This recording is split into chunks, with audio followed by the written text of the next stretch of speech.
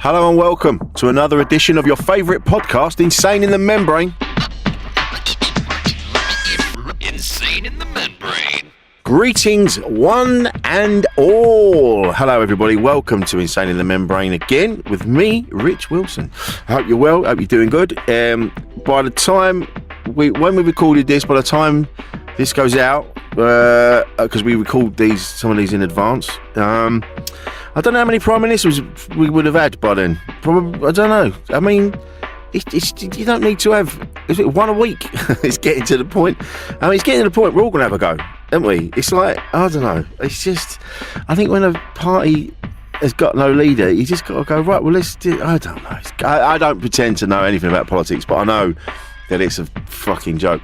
Anyway, that's not why we are here. Do you know what? Regardless of your political beliefs, Insane in the Membrane is for everybody, because we want everybody to have a better, mental health. That's why we're here. We want you to look after yourselves. We'll get through it. I'm sure we will. We'll get through it. Don't worry. So yeah, it's been, what have I been doing? Gigging, chucking myself around the countryside, doing what I do, making people laugh. Christmas will soon be upon us. That's coming. That comes around quick, doesn't it? That.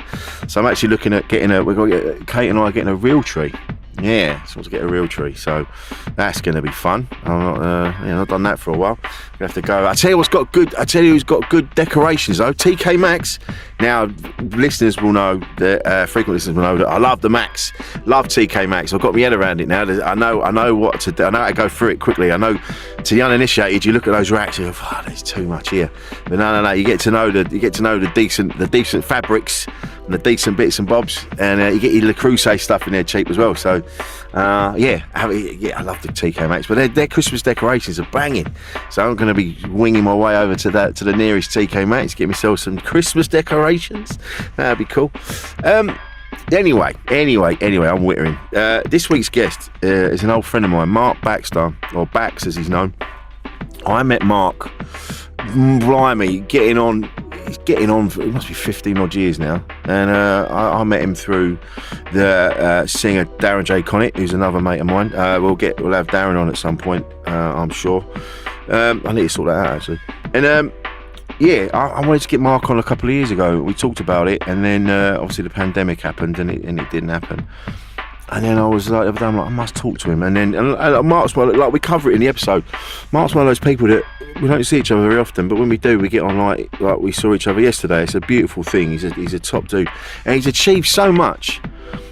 He's made documentaries, and he's written books, and he's made films, and he's a real inspiration. He's Mark, and I wanted to get him on just to have a chat with somebody. He's from a similar neck of the woods as me, similar upbringing, and so I just wanted to. It's nice to hear someone like that, talking about mental health, talking about their feelings, and the chat actually went, because this is the thing with these, because I always say to the guests, like, look, the floor is yours, you go wherever you want to go, talk about whatever you want to talk about. My job is just to listen and chuck a few questions here and there. And honestly, the time whizzed by, and we could have just chanted on for ages. He's a top man. I love him dearly, and you'll hear that in the episode. By the end of this, I think you're going to love Bax as much as I do. So let's get on with it, shall we? So coming up in a minute is Mark Baxter. A podcast from producer Paul.co.uk. Insane in the Membrane. This is how we start. There's no big intro. Okay. We just get chatting, and it's just like it's like two fellas having a chat in the pub. That's it. So we cover all. It goes wherever you want it to go. Yeah, that's fine. Yeah, I've listened to quite a few actually. And nice one. So yeah, I mean, I understand the sort of format and stuff, and happy to where it'll go where it goes. You know what I'm like. Let you start in a pub anyway. I've had to knock it on the head a bit, to be honest, because only because it was getting silly. It was like every day. I was like, I'll just have a pint. And then I'll just have that, and I'll just have that, and then all of a sudden you're like, that, is it? No, it's never just that. And there's certain. I was talking about this the other day to someone else, and I just went, there's certain pubs in London that I know if I go in them, at some point someone I know is going to come in. Absolutely. Yeah. So you have to kind of swerve it. Remember that one, because the people we know will not let you have that one. It's just, yeah, I'm having a one, and they'll smile at each other, going, "Yeah, right, mate, whatever." It's not a doable thing, mate. No, it's not. And what's funny is that even people that I might not have met, they all know you, and then something happens. We'll clock someone's garments, and I'll go, nice coat, mate. I know it's this. Or we get chatting. And then it turns out they go, no backs. Oh, fucking yeah, I know backs. I do get told that a lot. I don't know. I must have been quite active socially at one point. I don't do as much now. No. COVID knocked the bollocks out of me completely. No, really? Oh yeah. I was proper ill. I had 10 weeks of that. Oh, mate. And, I never really come back. I went back to work and that, but socially I just lost interest in. Actually, it was people. It's just I was as a group of people, I see them all the time, fine. It was all the other people around I was trying to work with and do things with, and I didn't like them. If I didn't like them, I was struggling anyway, but I put up with it because it was work. And I come back and that gone. That tolerance level had completely gone, and it hasn't come back. So I tend to avoid, if I can, I just stick to what I know, and I lost a little bit of work, and I haven't really gone chasing for any new work. I managed, financially was okay, so I thought I'll just sit tight for a little while and see how it goes, and that means your social stuff drops off, because it's like you do a bit of work in Soho and it's like, right, all down the pub, you're there like 3 or 4 hours, and I've sort of stopped that myself, actually. I mean, I'm still doing it like with certain people, but not like randomly. I'm trying to cut the random stuff out. It got too much for me, really. Yeah, I know what you mean. I know exactly what you mean, mate. 2 seconds before we carry on, can you move your camera a little bit? You've got like a shadow or something. Yeah, that's it. How's that? That's the one. Yeah, lovely. Nice one, right? mate. Yeah, lovely. Yeah, I know what you mean. It's one of them. There's certain people that I'm really good mates with, and they're the same actually. They've been going, I found it a bit weird after COVID, like, going out, and I think we all have. I think we're all having there's a bit of PTSD from it all. Yeah, do you know, someone said that the other day to me, actually, because I was really ill, and I think it might be a little bit like that going on, because when we first come out, after the lockdowns, I found it really hard. I was very anxious. I'm not an anxious sort of person, really. No. So I was going out, but I was actually meeting people, large characters, like big lumps and characters, and they were saying the same thing. All I wanted to do is go home, get out, do what I got to do, and get home. Yeah. I was feeling the same thing. In fact, Lou, my missus, said to me, "What are you rushing back for? You normally go out and you're out." I was, I'm done. I'm out here doing what I need to do. I want to get home. So that anxiety was there for a little while, and it's gone now. I'm a bit more relaxed about it, but it has definitely changed my sort of outlook on it all, on loads of things, really. And I think for the better, if I'm honest. I've just reached 60 the other week, and that is a landmark age 60. You're thinking, it's a bit of a cliche, but it actually is.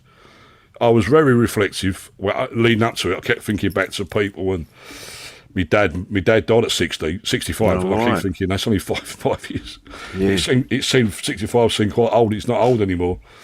And I got very reflective on that. And but once I reached the age, once at the birthday, I've had a great time. I've been out with a few, family and friends. I've had a great time. And now I'm more relaxed. I accepted the 60. I accepted that's probably the end of part 2. There's part 3 coming up, and it's a bit slower. It's a little bit slower. You know what I mean? I'm quite happy with that. I'm go on, that'll do. I've done the other bit, and I don't feel like I'm missing out. I don't feel like I'm missing out on too much. No, I mean that's it. A little bit, but I don't feel like I am. That's exactly it. It's that fear of missing out. That's what used to drive me before. Yeah. I was all like you've said, I was like, oh yeah, I've got to go and do that. I need to go and see that person, do that thing. Yeah. But really, you end up in the same kind of place with the same sort of people. Yeah. And you're like, I've done this 1,000 times now. I mean, me and you are the same, really. We used to go to the same sort of things, didn't we? Yeah. I used to say, hello, I better go, because you never know, you might bump into somebody. And you go, who'd you bump into? Oh, Rich, Darren. It's always same faces, which was lovely. But yeah, of course it was. Yeah, Phil, but you see him again a couple of days later, and it was never really. So the point of the night was just having a drink and a catch up, and he was like, "I'm not quite sure why I did that." And then now I don't. I mean, there's a couple of things I've not been to late recently, and I think I should have gone. And I started going again. And halfway through, I kept thinking, "How do I get home from here?" Oh, yeah. Once you start thinking how'd you get home, you shouldn't really be there. You shouldn't really be there. You're not really enjoying it for the right reasons, are you? I had that conversation with my ex-partner, and it was India, India. Yeah. And I remember her once, and she just went. She goes, I said something. It was about going to the Boogaloo over in Highgate, and she went, yeah, but how would we get home from there? And you're like, well, if you're thinking that before you've even gone, you don't really want to go. No, like people say, "Did you fancy this?" And I used to say, "Yeah." I didn't really think about it. I was like, "Yeah." So I committed myself to it, and then I was still doing that. And about a year ago, I suppose, I started saying yeah.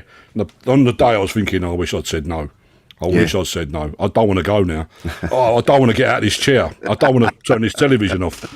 And that was a sign, because I know it used to be the first one down there or running around, and it's just basically getting old. I think it's basically getting old and settling for what you got. I mean, I've done all right. I'm okay with what I've done. I don't need to do a hell of a lot more. And one or two things would be nice, but not massively need that anymore. The need for it's gone. The drive and the desire. I mean, other people obviously want to do other things, but I think I might have reached that point, and I've just got to get used to the idea, really. It's the acceptance of that is what I'm going through at the moment. It's just trying to work out, the next moves without feeling like you're missing out anything. And I know I'm not really. No. But you've achieved so much in the sort of short space of time I've known you. Yeah. You've gone on your career's it's gone on leaps and bounds, and you've achieved all manner of things. And then and every time I see your photos, you're like, you're with this person or you're with that person. I'm like, what's he up to now? And there's, I think you get to a point now where you're doing things because you want to do them. Like you said, you're not doing them because you're like, I need to do that because that's going to push me to this bit. You're like, you've achieved so much. Like, you wrote The Mumper with Paolo, and then that became a film that had Bob Hoskins in it, and all that. And you're like, that was ridiculous. Mad, isn't it? Was it his last movie? It was last UK movie. But it was. I mean, even you saying that, I sort of sit here thinking, I don't really know how that happened. But, I mean, obviously, I wrote the book, but the book was self-published. That was the mad thing. Yeah, there was no publisher. No one wanted the book, so it was just sitting there. So I said, I'll just get 10 printed. I had 10 copies printed. Went round to the local pub, which the book was about, and give them away. I said, I've written a book about a pub, about you and the pub and my old man and that. And my old man had been dead a little while. And I thought, that's it. Walk away, there's your 10 copies, you've achieved the book, see you later, crack on. And then I started getting phone calls going, can you get us another 5 of them? We really enjoyed that. I give it to my son, he loved it, give it to his mates. And I end up self-printing 900 copies, which is quite a lot, really, with no bookshop. It's like literally, I say to people, sold them in pie and mash shops and pubs and betting shops, and it's the truth. Yeah. I mean, most of my clients were scaffolders and builders, and they've not read a book since they were 14, and they just about read a paper. So, and I was getting that sort of audience, and then it ends up in the hands of someone, and he says, I like this, and it ends up with someone who says, I know Universal Films, and I know someone who knows Bob Hoskins and Jenny Agutter, and you're sort of sitting there thinking, this is just potty. I mean, I have no control of it now. That's why the name changed and all that. But that's okay. It was the opportunity that once that went through all those gears, I started thinking, if this becomes a film, that's a year's money, right? That's at least a year's money. So I can pack up work. Yeah. And the opportunity was like a flashing light bulb going, now you go for it. This is the time. You're 38 from where I was. There's your opportunity. You go for it. You've got a lot of energy at the time, and you've got a lot of ideas, and you're just waiting for someone saying, you need some work. You need a piece of work to validate all those ideas, and that becoming a film with Universal with Bob Hoskins in it, people started taking it serious. I started thinking, well, if we've done that, you can do this, and then you get offers. But yeah, Rich, I know you for a long while. We were way back before all that, and it was just we wouldn't, like yourself, with ideas. But what'd you do with them? How'd you get them out there? I always thought there was some sort of secret door. You go through this door, and all the celebs on the other side going, welcome, welcome. We know that isn't the case, you know what I mean? But I really thought that. And then once I think what it is with us, like yourself, you see an opportunity and you think, right, I'm not going to waste that. Yeah, I'm not going to waste that. But it takes a lot of graft, a lot of hours, time, sacrifice. And a lot of people say to me, because I sound like I've just come off the docks, they say to me, well, you done it, I can do it. I said, well, go on then, off you go. No one's stopping you. But I know that that's a difficult thing to do, and it takes a lot of effort. And then, if nothing else, I've always had a lot of other ideas. I've always had plenty of ideas, and it's just then making them into projects and products, really. But once you go through that system, learning how to do it, you meet good people along the way, and then you realise they're the way through. They're the people that help you. There's no magic formula. You have to meet these people, get on with them people, and then they say, look, go and see him, go and see her, have that meeting, have a cup of tea. And it is that. It really is that. And then you go through the gears. I mean, I've now written 27 books. If you'd have told me that when I first knew you, I'd have probably hit you on the head with one of them games. Shut up. What are you chatting about? It was like, no one's more surprised than me, mate. Honestly, no one's more surprised than me. No, seriously, I mean that, mate. I really mean that. It's that. Yeah, we come with very similar backgrounds. Yeah. But it is that you got something in you just going, just try that, that. Yeah. So again, the other day, it might have been on one of these episodes, and I was going, it's just about saying yes to things. People, things come along, I go, yeah, go on in, I'll do that. That's how I became a comedian. That's how I became doing whatever I'm doing. Yeah. Just by going, yeah, go on in. All right, I'll give that a bash. And then like you say, going out and someone goes, do you want a cup of tea? You go, yeah, I'll meet you for a cup of tea. Yeah. And then from that, conversation starts and ideas get bounced around, and that's why it's important to be connected. And I think that's what we struggled with. This comes up a lot on here, is that when we had the lockdowns, we were all disconnected from each other. Yeah. And I think that's affected us more than we realised, Yeah, I mean, what we did was, there was a group of us. I mean, I'm talking about, I'm a Millwall season ticket holder, but don't let that put you off. And there was a group there, 25 Andy down there, and it's the most mixed bunch of people you can think of. And we didn't see each other. We only see each other at football. We never really keep in touch outside football, but, home games. So there's 9 months of a year, we sit every other Saturday together, and we talk, and we, what you're up to. And no one would believe I've even written a book or any films. They don't believe any of that. Yeah. Only when they heard me on Robert Elms once, they went, oh, I heard you. I thought you was talking a lot of old bollocks. But then I've become known as J.K. Rowling. That's what they called me then. I said, I wouldn't mind being a pound note behind her. But anyway, my point was, we all missed each other, so we set up a WhatsApp group and we kept in touch like that. So that was the football, but and then the work and social stuff. I must be honest, we started breaking the lockdowns. We started going into the West End. We started having really quiet cups of tea in the back of a cafe that he let us in.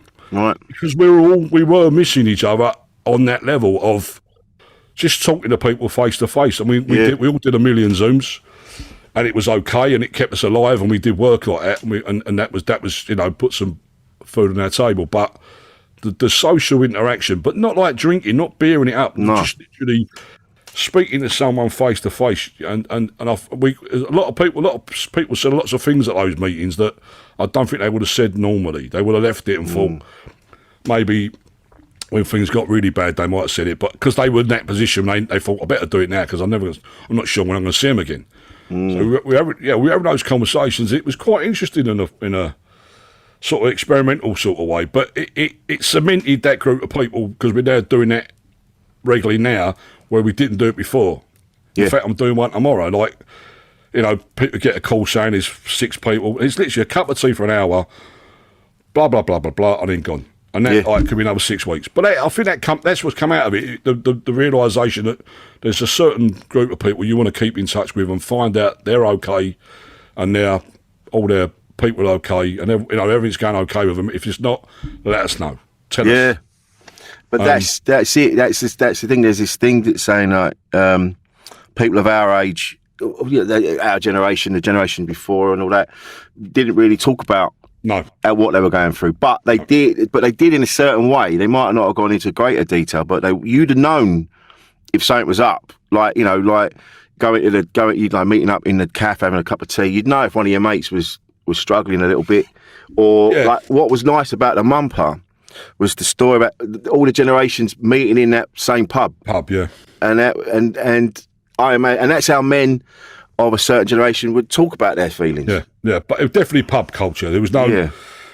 I mean, I say 75% of that book's true. You know, like there's obviously an element of fiction in there to make it a story. But going to the pub and then, but my dad was a guy who would never really open up about anything. He died of bladder cancer in the end, but he never told me till about 6 months before he died that he actually was ill, and he'd been ill for about 3 years. He hadn't told me. Hell. Yeah, because he would sort of think, well, it's my problem, I'm going to get on with it, and he never mentioned anything in the pub. And I do remember when he was ill that people were saying in the pub, well, you should have told me, John. And he went, well, it's not the sort of, I don't want to spoil your Sunday. No, bless you. So it was a different, I mean, they come out at a different time, I think, them guys. I mean, my dad would have been in his 80s, 85, 6. They come out, they're different people, you know, they would have been a different, like, in fact, he would have said, if you'd have said anything like that, they'd go, oh, shut up, you tart. Right, yeah. And it would have been that. Whereas now I think if you told me or someone rung me and said that, I go, right, let's go down to the health centre, let's get some pamphlets, let's go and find someone. Yeah. I think I would definitely do that now. I mean, and I know a lot of people would go through the same process, and it goes for the same thing with mental health. It's all part of the same thing, isn't it, really, I suppose? Yeah. Do you feel it's still difficult to open up? Because I come and go. Sometimes I'm really good at it, and then sometimes the old ways come piling back, and I'm like, I'm not going to bother people with that. I'm going to just keep it to myself. And I think I would tell people, because I have done since a mate of mine committed suicide 9 years ago, and that was a real traumatic. That's the only one I've ever known that close do that. And that changed everything, because I spoke at the funeral. I tried to. I got halfway through and I couldn't do it. And then at the drink afterwards, a guy walked up and said to me, give me a business card. I said, you're going to need that. And I said, what is it? He said, it's a counselling service, because you're going to need counselling. And I said, no, I'll be all right. I'll put it in my pocket. And he told me the guy told me that his nephew had committed suicide when he was 18, the kid, over a puff deal for 500 quid. And he said, I've never got over that. And that was like 10 years ago. And he gave me the card, and he was a good mate, right? And so I said, all right, I'll put it in my pocket. And I was ringing it within 3 weeks. I was ringing them up saying, look, I was just drinking too much. I was trying to blot out that. I didn't really talk to Lou about it, my wife. I was just trying to blot it out. And then going through that counselling, which wasn't face-to-face, because I couldn't get an appointment. It was over the phone and emails and stuff, but they tipped me off on loads of little links to check out and read up on, and you realise he couldn't really do a lot, so I felt a lot of guilt, really. That's what really? Guilt. But since then, I am very proactive in that. If I don't say to people, look, tell me if you're in trouble, but if I sense it, I'm on it. I'm saying, look, get go and see someone, you know. And when I play golf every couple of weeks, every fortnight, and the guy I go with, we just go. Golf's completely secondary. It's more about, we spend 2.5 hours walking around chasing a white ball, telling each other our little secrets we don't tell anybody else, even the wife, because we need that bloke on bloke thing, and that's what's come out of that. Things like that, which is we say, and people say, oh, I didn't know you play golf. I come around here and go, no, mate, no, ain't about the golf. Ain't about the golf. It's about the bake and roll at the end of it, admittedly, but it is more about, you know, this happened, what do you think of this? But should I do that? You know, it's asking advice, really, and that's what's come out of that, because that isn't the only person I do that with, but it's more one-on-one and a group level, really, because it tends to descend quite quickly into a load of nonsense when you go in a pub. You know, once you have a couple of drinks, you start to have a serious conversation about anything important, really, like that. We might be one-on-one in the pub, but as you say, you go out and someone says, all right, lads, and can I join you? And it's gone. That moment's gone. So I try to do it, maybe at football, you know, on a quiet at football, stand there talking half time with somebody, or I say to golf, but also meeting up with people, you know, when I'm out on the job, they ring me, I'll ring them, and they say, like, do you fancy a quick coffee? So yeah, I think I've that changed me. I like to think I would, if I had anything really bad going on, I would say I would say it to Lou or a very close couple of mates, and I think so far I've done that since that happened. Yeah. I think it's one of the, like you said about like feeling guilty, and you go, as I know you're talking about, and it's one of them because no one. If you don't see it or don't, the other things as well, like you get caught up in your own sort of life and shit's going on, and then you think they seem all right, and and then when because I do remember, and it was a shock, and you kind of go, but I was talking to him the other week, and he was telling me about my loafers. He was saying like, always wax your loafers, mate. Don't just leave them. And I'm like, he was telling me about my shoes the other day. How's this? And you go. Yeah, I mean, I wasn't close to him like you were, but you go, how did that happen? And you go, so yeah, it takes something like that to change your view on it and make you more aware, which is a shame. But it wasn't the biggest shock in the world, if I'm completely honest. It was like we lived very close to each other, so I saw him a lot. I saw him 3 or 4 times a week. And we did quite a lot of events together, and we ran things together. But every now and again, you arrange to meet, and he'll turn up, and within half hour, I've got to go. I can't handle it. And he looked very clenched. He looked very clenched up sometimes. And we had talks. And I did hear he'd say like, "I'm struggling a bit."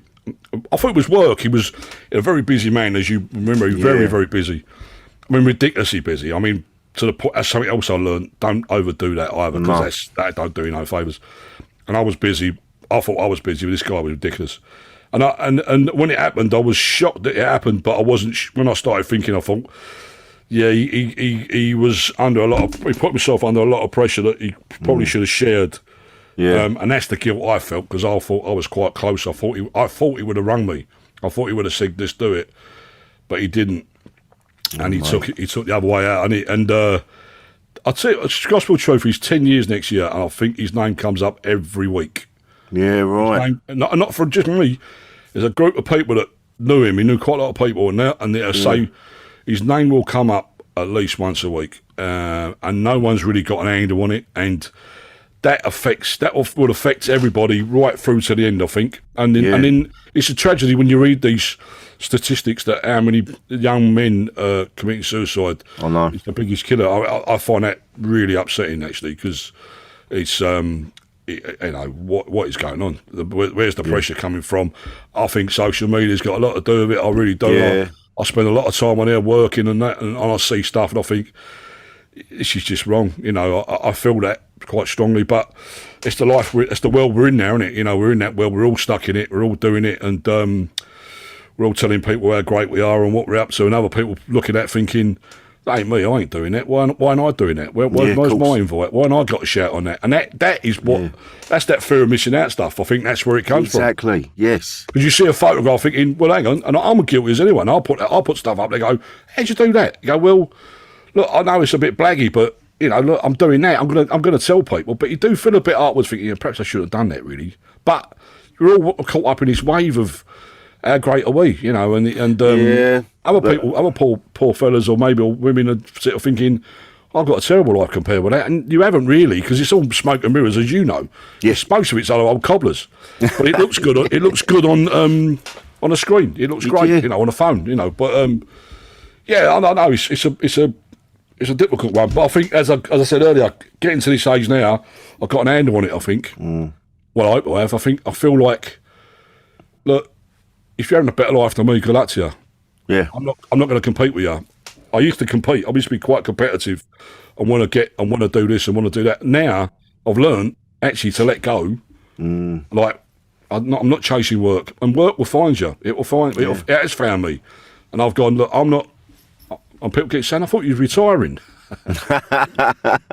I'm trying, but I'm like, they keep dragging me back in, mate. I don't think you'll ever retire, mate. Knowing you the short time I have, it's definitely slower, Rich. It's definitely slower. But like you say, I think you start to sort of look around you and go, actually, you know what, this is all right. My missus is cool. Yeah. I've got enough work. I'm doing all right. This is you start to reevaluate. It's a shame, like they say, you don't have that when you're younger.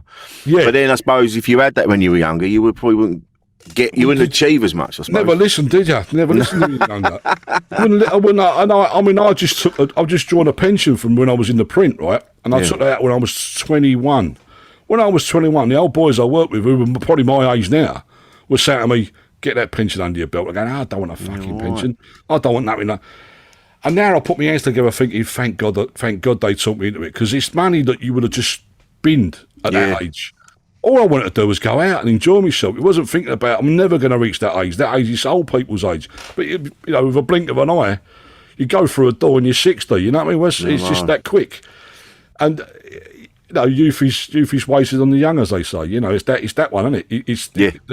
It's there, but you're just running around like a lunatic and you're not taking a lot of notice. And before you know it, you're seeing other young people coming through and you're trying to sell them what you were told. But, I mean, I don't know. I think some of the people in that pub were, looking back with, retrospectively, they were important, that pub, because they would say things and you might go away and think about it for about a week and think, what's he mean by that? I don't quite understand that. And then gradually you sort of realise they're trying to give you little ideas and little tips and pointers. And my old man was a man of few words, unlike me, and he wouldn't say a lot, but he would do it. He would just show by example. He was a grafter, and he would just go, "You're only going to get out what you put in," and there wasn't a lot of advice on too much really, but just put a shift in, and you never know where it's going to take you, and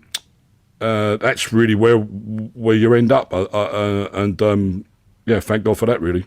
Yeah, absolutely. It's funny with that, like talking about what you were talking about before. People because I know some people that have they're not with us anymore, and and you go, yeah, but we're all here, and there's loads of us, and like the turnout as well for it was like, fuck me, there's loads of people here. I know, but it's amazing. And having gone through some shit for the last couple of years, it's amazing how people are there for you. And they all come out the woodwork, they go, mate. And like the last couple of weeks, I've been doing gigs and seeing people, and they go, mate, you look like a different person. Yeah, you do. And you go, I thought I was all right. I went, no, mate, you look fucked.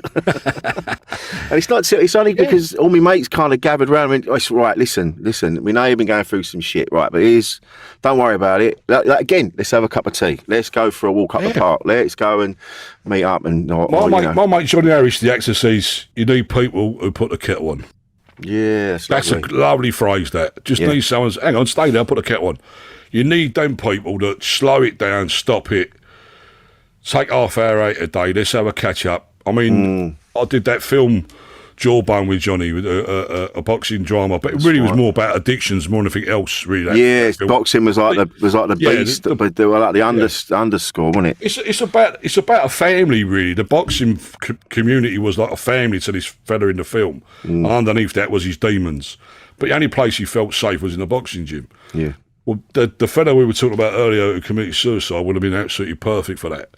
Yeah. Exactly, that was his game, and that's the one regret myself and John have both got, is that we didn't manage to persuade him or keep him involved. And he was around when we were talking about making that. And I thought, even then you're thinking, well, that was one thing he could have hung his hat on and got really involved with. And it just shows you that it's not enough sometimes. That's what I learned from the counselling, that some of these people are in a burning building. I always remember the phrase woman said, they're in a burning building. They just got to get out of it. They just got to get out of it. You can't see it.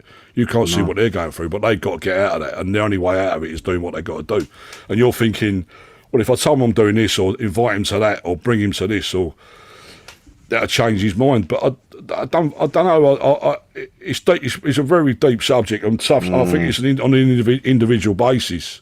Yeah. But I do think it takes a brave person to do it in a very strange way, because I can never see myself ever doing anything like that, and I don't. And I think it's because I got people around me that show me or develop me in some sort of love and said, look, you're like, not that I have those faults. To be honest, I don't have those faults, but in the past I've had one or two like that. But the last 15, 20 years has been so full on that you're thinking it's a great community of people, and if I can survive in the middle of all that, and they'll keep an eye on you. And I know that the person that we're talking about had all that. I know he had all that, but it still wasn't enough. And that's the question I'm still asking myself 9 years later. Why wasn't it enough? And what more could we have done? I don't beat myself up like I used to. I don't do that anymore, because I know that it's not healthy for me. But Only in the respect of I don't think I could have done anything. I mean, the next day after he'd done it, I went walking. I had to go for a walk, and I bumped into Johnny Harris. I bumped into him, and we spent about 5 hours talking about this because John's had his problems in the past. I won't go into that, but yes. No. And that's when we first bonded sadly over that. And he was telling me, I've had this problem, and I was saying, I had the same thing, back in year 2000, I had a terrible year, and it either makes you, or I think it might break you. I've got to be honest, it's one or the other, I think. And if it makes you, if you come out of it stronger, you just think, I'm gonna crack on here. I'm gonna just do what I've got to do. And yeah, it's tough, and yeah, there are moments when it looks hopeless, but you carry on doing it. And I think that you do need a bit of light and shade. I think you do need a bit of that. I don't think if it's all too nice and up, it's not reality. No, it's not reality. That's you need true. a bit of that downtime, don't you? Oh, absolutely. And I had it a couple of years ago. I was living down in Southend, and I just had a moment. It'd been kicking off at home, and I was like, "Fuck this! I'm fucking done with it." And I went off, and I went up by the pier, and I was like, "Right, and fuck this." And then I just had enough.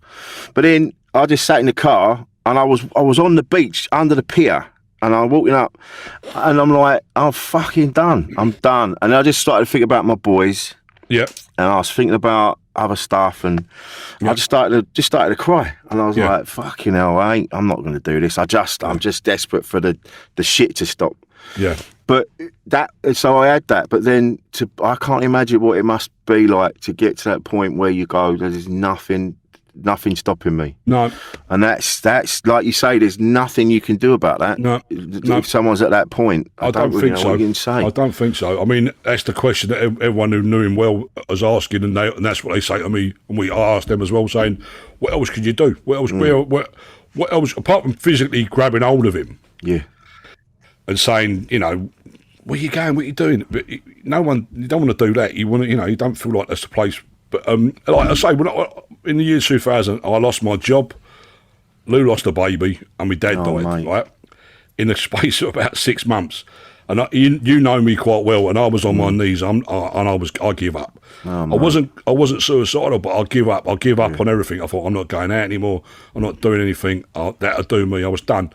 It was only Lou, really, of all the people I knew, I sort of thought, I've got to fight back. I've got to give myself time. I think that's what I learned. You give yourself a bit of time.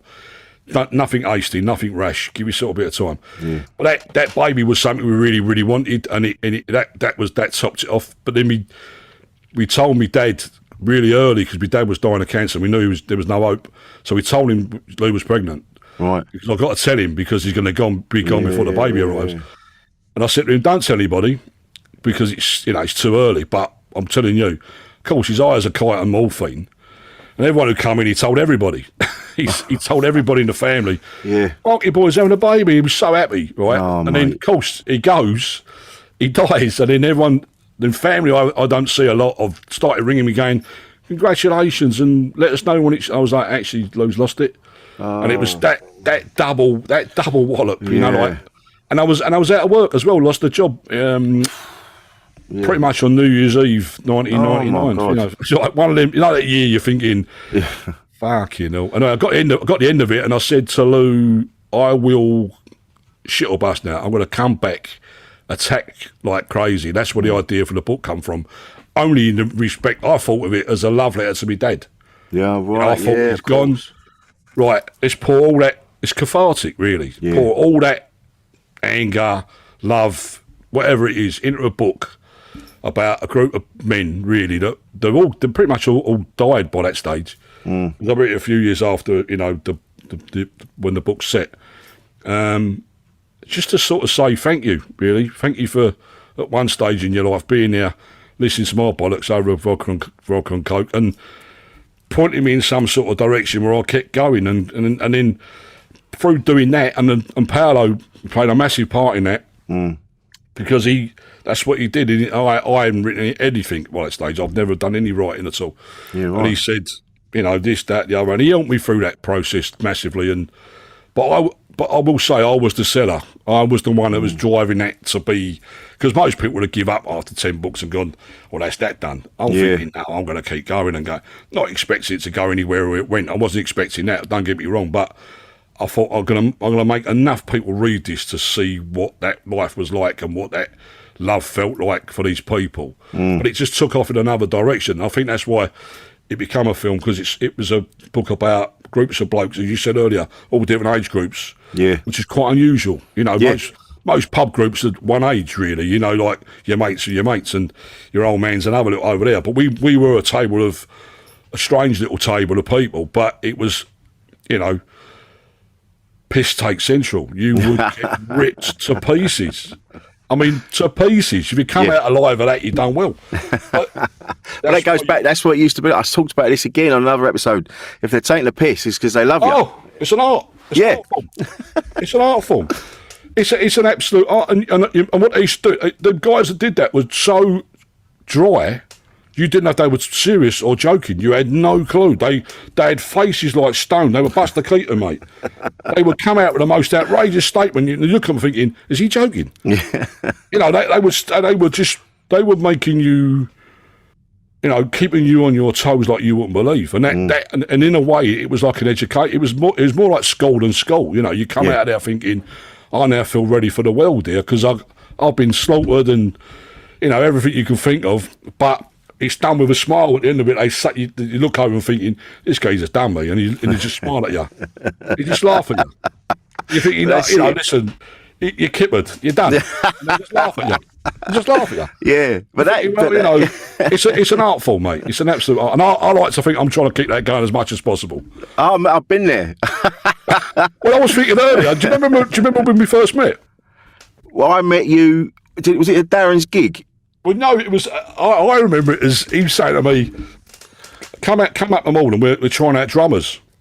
Oh yeah. And you turned up and played. You turned up and played the drums, and I said to you, mate, you're not a drummer, you're more of a fucking comedian. And I think, I think I'll put you on your career path. I'm convinced. One of the early voices that were going, no, mate, not this, but that. Go and do that. Yeah, don't do that, mate. Don't do that. Mate. Go and do that. But I make that. They're making me eyes hurt, them notes. They're making me eyes hurt, mate. Just like, not this. Because none of us knew what we were doing. We were all over the fucking laugh and a giggle with it. But it was a bit like, that's what I remember. Listen, it was just one of those. And you met a lot of people in them early days. Yeah. And we still see them, you know, still see them. And it was a bit of I think a lot of that, them people there were all trying to find something else to do outside their 9-to-5 world. Yeah. Pretty much all of us were probably doing some job we didn't particularly like. Yeah. But you would have thought, there is something else we can do here. Yeah, absolutely. What is it? You know, Darren was music, you were like drumming, I'm running around like a blue-ass fly. But there was somewhere we could go. Yeah. Not necessarily all together. But I think that was, and I think that's what I'm saying. That when you rang me about this and said do it, I thought that's a long while to go. That, but yet, you know, listen, I'll watch out what you're doing. I'll keep an eye on your same. Congratulations on your recent marriage and thanks, mate. All that stuff. Seriously, I do, and I don't always show that out on that, but I like to, and Darren as well. I mean, God bless him. You know, I still think. To this day, I still think there's a tune in him. He's still got that going on. And he's trying. God bless him, he's trying. But I always. Was it Fred the Shoe that called him? Oh, he's like relentless. He's like a pebble. Was it something like that? Game as a pebble. Game as a pebble. That was it. That was Fred's famous. He's as game as a pebble. That boy. I'm not quite sure that means, but I think anyway, he would like, and he is, and I think I'll probably be embarrassed.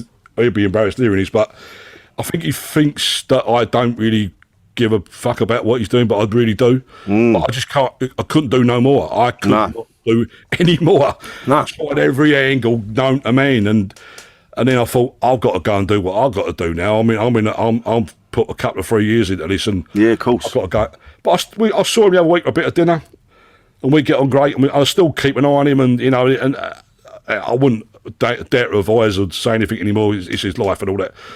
And I think, good luck, you mate. You're doing what you want to do, and we've all come out of them years, and we're all right. We're having a go, and we're doing all right. We know, nicking a living, and that's the main. That's what you can do.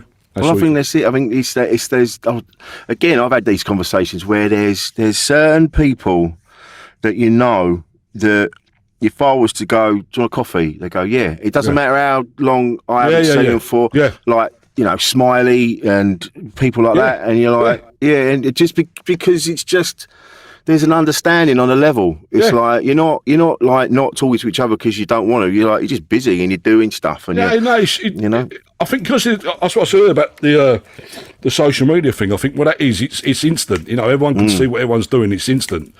If you don't react to that instantly, or then like or whatever you're supposed to do, it's seen as a bit of a slight, or you're not supporting me. It's not that. It's just seeing what you're doing, and you're okay. That's all right. That's enough for me. Yeah, you're doing what you're doing. You're doing gigs. You're out and about. That's enough for me. If I saw you or someone, or you or Darren, and you're down and out in the street, I'd be like, "What the fuck's going on?" I'd be finding you, but you're not. You're out working. You're grafting. You got your family. You got new things going on. That's enough. That's enough for me to think. Right, that's good. He's all right. I can keep, and that to me is important. That's enough, and I stand by that. I don't. Otherwise, I think sometimes you're trying to be too much for people, and you can't keep that up. We've all got too much going on. You can't be there all the time, but you can be there enough to just be supportive in your own little way, really. Yeah, absolutely. I think that was one of the other things that the movie Jawbone really hit me with was the boys' clubs, like growing up. I remember because I used to be at Eltham, and I remember, and it was lads that didn't have much going on at home or wasn't good at home, and that's like with Jawbone. It underlined the importance of these clubs, be it boxing, be it football, be it music, be it whatever. Absolutely. And John, Johnny was in real life was 13 out of school. Out of school at 13. For whatever reason, I don't even know what. I can't say for certain. But the guy that ran the Mick Carney ran the Fitzroy Lodge Boxing Club. Basically took him under his wing and said, "Look, I'll find you a little job. You got me a little job as a locksmith." So looked after him, as in you're not running the streets. You're going to go and get a job, and you're going to come here every night and you're going to box. Yeah. And he took John under his wing. And John won the junior ABAs. That's a very, very tough title. And he won that title at 16. And he had offers to turn pro or certainly go and train as a pro. And he didn't go that road. But that, he always says that 3 years, that formative time was taken care of by a bloke in a boxing club who hardly said a word to him. He just showed him what to do, and if he was out of order, he told him. If he was good, he might have said well done, but not overdid the praise. No, it was just like keeping him on the straight and narrow. Because John didn't have a dad of his own at home, so he had that bloke in the corner. Going back to your point a minute ago about you don't know where people are and people are looking at you and seeing what you're doing. Mate, I won't mention no names here, but my mate got put away for 10 years, right? And when the mumper was out, someone sent him a copy. And he wrote to me from Ford Open Prison. And I hadn't seen him for 15 years. And he said, I read that book and I had to reconnect with you. And I haven't seen him again for another 15 years. Right. It's just come out and I sit in, we don't have to keep in touch. We have seen each other fairly recently, but it's just like 15 years, like 15 minutes, Rich, you know what I mean? Yeah. But he knew where I was. I didn't know where he was. I had no idea he'd done that. Because, like, where I'm from, it was you're going to go one way or the other. There was a lot of boys going the wrong way, but an old man who was not having any of that. But he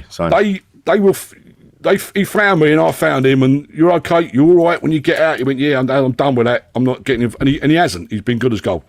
So that's a point I'm trying to make. They'll find you. They'll somehow, somewhere, and that's important that that they're there if you need them. You know what I mean? Yeah. And I think that's what John was trying to get across with the boxing club. By setting it in the boxing club, he was the character in the film was on his uppers, goes back, and they look after him. Smiley and Ray Winston. Yeah. Tough love, very tough, but they give him somewhere to, go and stay and get yourself straight and. That was a wonderful experience being around that, mate. Seriously, that was just a dream dream gig, mate. It really was. Oh, mate, well, the beautiful thing about it is that you can see the love that Smiley and Ray Winston's characters had for Johnny's character. This is why they didn't turn their back on him. Like, and that's the thing. It's like, yeah, you keep fucking up, but they see that they see that good in you. Yeah, and I've had that myself in real life where they've gone, "You're a fucking idiot, but fucking right, just get in here and don't fucking do that again." Yeah, you need. I mean, in the film it was unspoken. Like, it was like the look.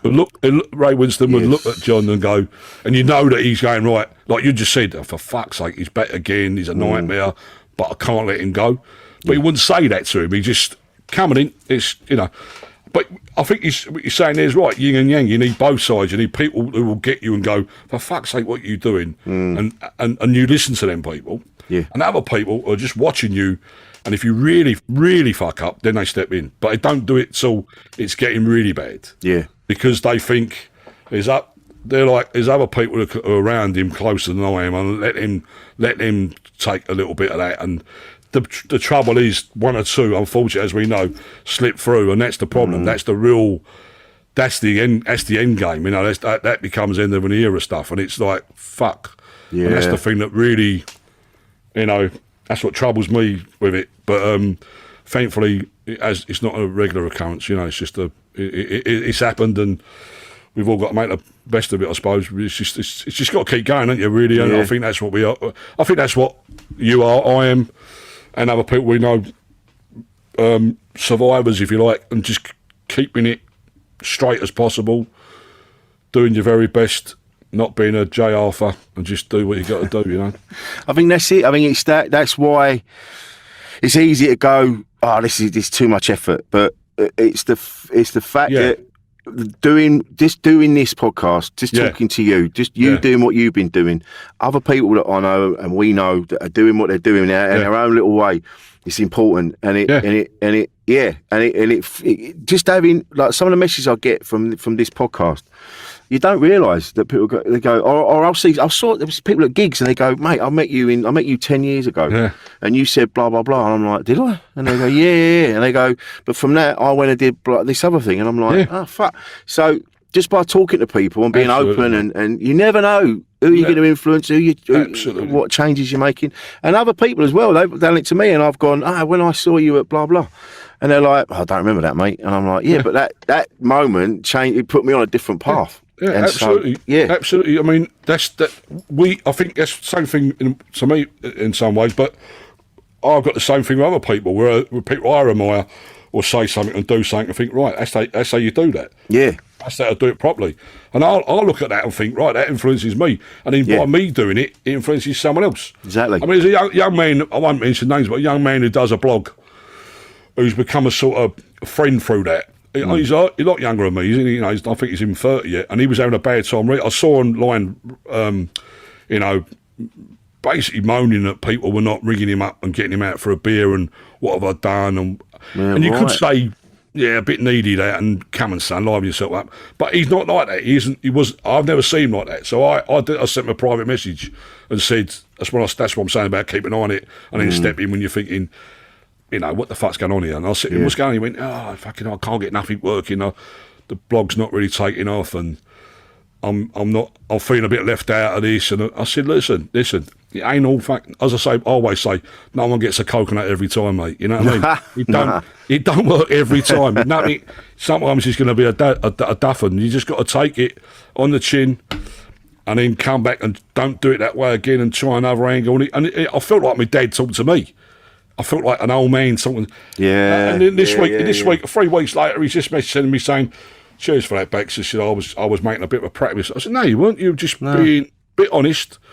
And that's not a bad thing to be, but, you got to man up a little bit, not too much, but a little bit, and say, I've got to, that's a dangerous phrase, that man up. I know that, because people say, well, it's all right saying it, but I knew him well enough to know that he wasn't like that, and he just got a bad cut of ours and poured it out on a keyboard, right, which is what people do nowadays. But at least he flagged it up. I thought it was a bit of a flag, and he said to me, thanks for that. And mate, well done. Listen, I weren't doing it for any I wasn't going to, I ain't told anybody but this, it's private message. But I just felt like it was time to do that. And as you're saying,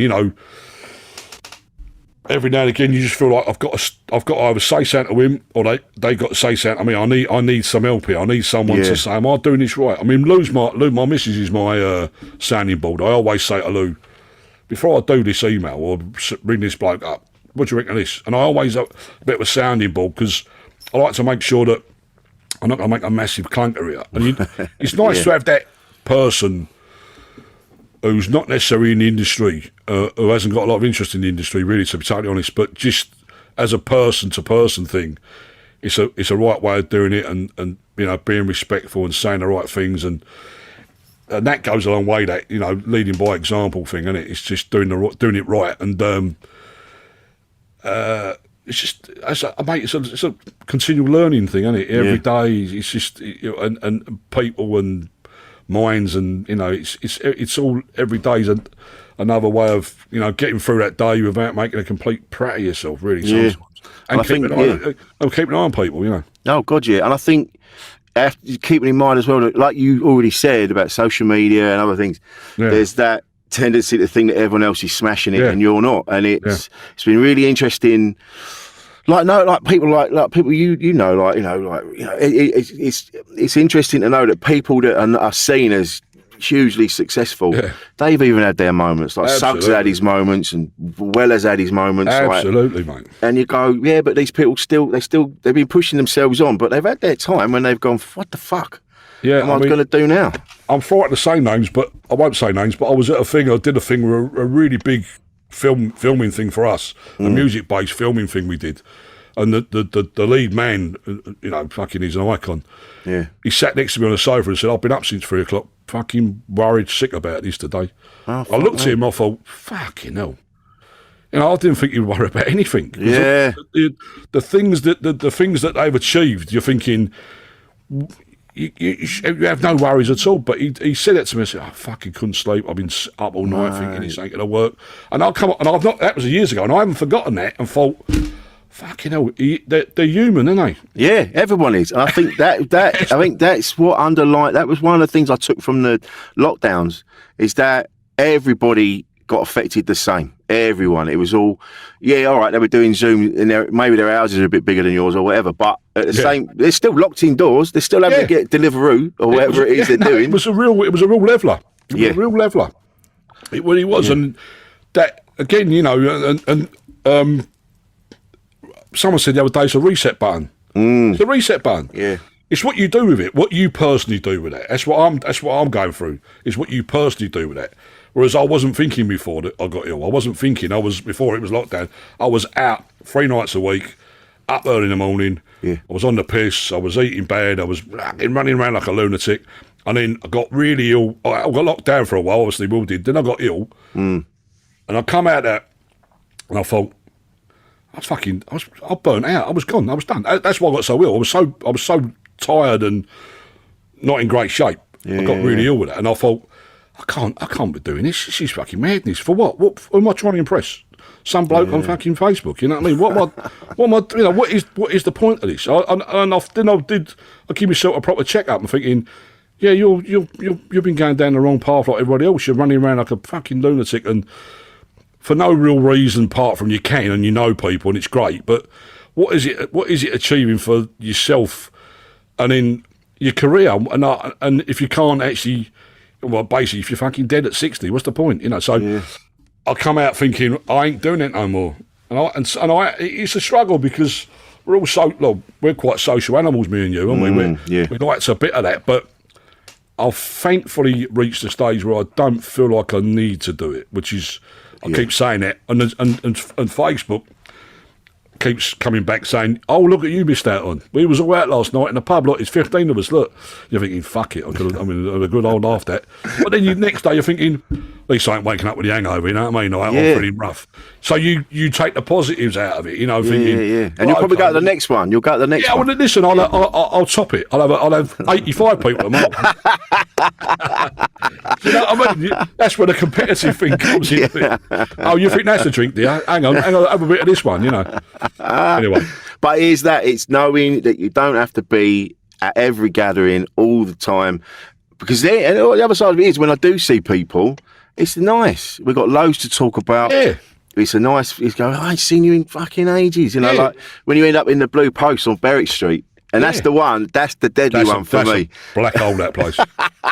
I can't, every time you're in there, there's going to be someone. I've come out of there and I don't even know if I'm in fucking Venezuela or fucking Venice. I don't know where I am. And it's like, I went in there a packet of crisps and that famous one drink. And honestly, you walk in there could be 25 people in there. Yeah. That's a heavy session then.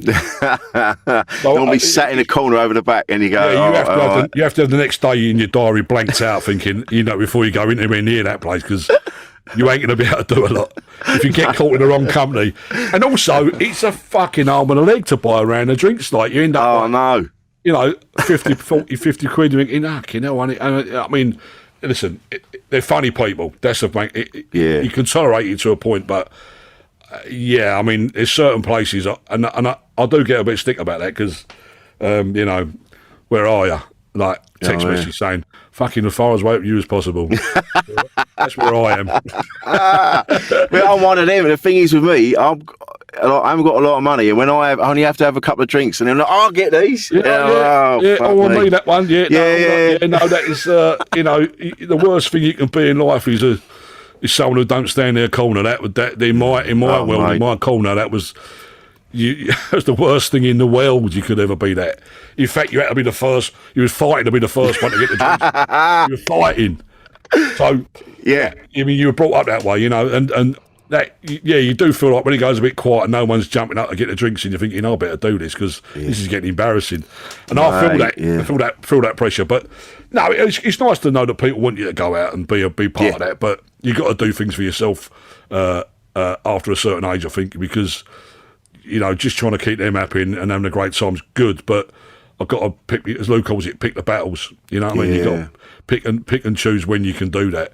And I've got to be honest, a lot of people I know and don't drink anymore either. No. They're all giving it up, right?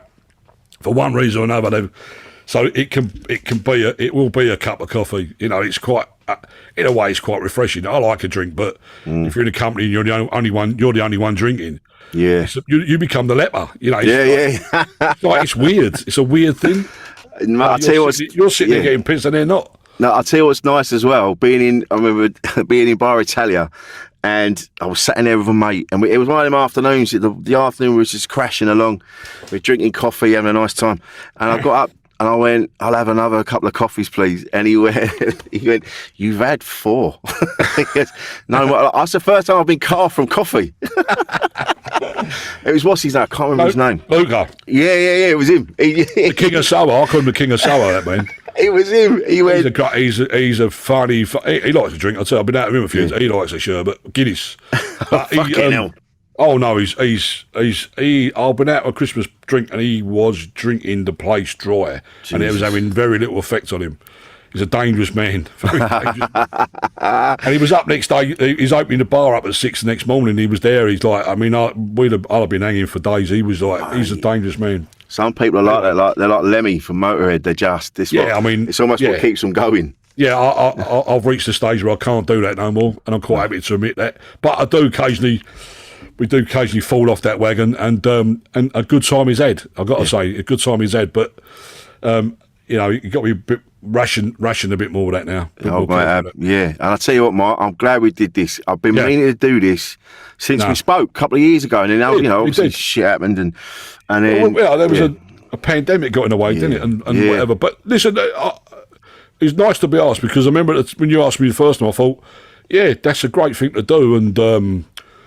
I'm honoured to be asked and delighted to.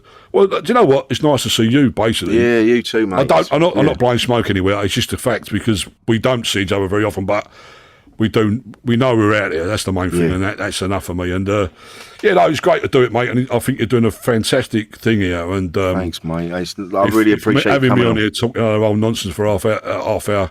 Gets you a couple of people checking it out, and also checking out the old shows, which I've done on a regular basis. And the different walks of life is fantastic. Different stories, and different perspectives on it all, and that's important. It's not the same people all the time. Yeah. You know, having that diverse thing is so important that you get a different angle from different worlds, and Mate. everyone sees it, and that's the thing.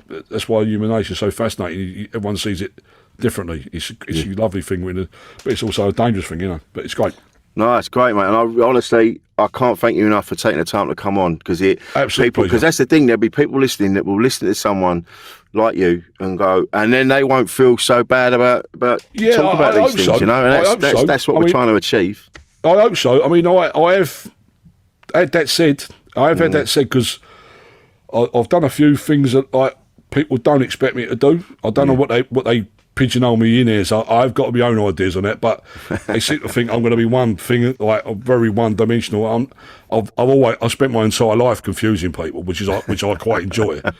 I actually quite enjoy that, and if like doing something like this, which is a very important subject, and if it brings another couple of people to have a listen to it, thinking, what's that silly old fucker talking about? Then that will do. Listen, it brings people to the table, and then I know for a fact there's people who could do hearing a bit of this, and if it helps, fantastic, mate. Honestly, it's been a pleasure. Thank you so very much, Mark. mate. And where can we find you on the socials and things like that if you want to be found? Well, Facebook, yeah, I'm on there quite a lot, but Twitter as at the Mumper, which is obviously not in homage to the book. Instagram, I don't really get as much on there. No. I find that a bit blaggy, I must be honest. I find that a bit too blaggy. It's like, it's a bit too photo-led, and we're all wonderful and fantastic looking and all that, and I'm thinking, it's not really my world. So I'm on there occasionally, but I think Facebook is where I put most of my shenanigans. Lovely. Right, well, we'll attach all the links and that to this please do. episode, and any links to any like books and things like that you want to, like, are you on Audible and things like that, or no? I'm not actually. I've been asked to do all that, but I'm a funny fucker, me. I'm like, job done, next one, please. Yeah. I've got quite a lot of stuff out there, but listen, if you can find it, and I'm a bit like that. I'm a seller. I've always been a seller, but I know when to stop. It can be a little bit like, I'm great, I am. Look, I'm fucking great, me. I've got 27 books. Here's another one. I'll do enough of that. Believe me, I'll do enough of that. I don't want to keep going back and saying, oh, look, I haven't mentioned this for 3 minutes. There's another one I did. It's not really. I feel awkward. I feel icky about all that. I know. So, listen, you can find me. Lovely. Thanks, Mark. Brother. Been a pleasure. Top man.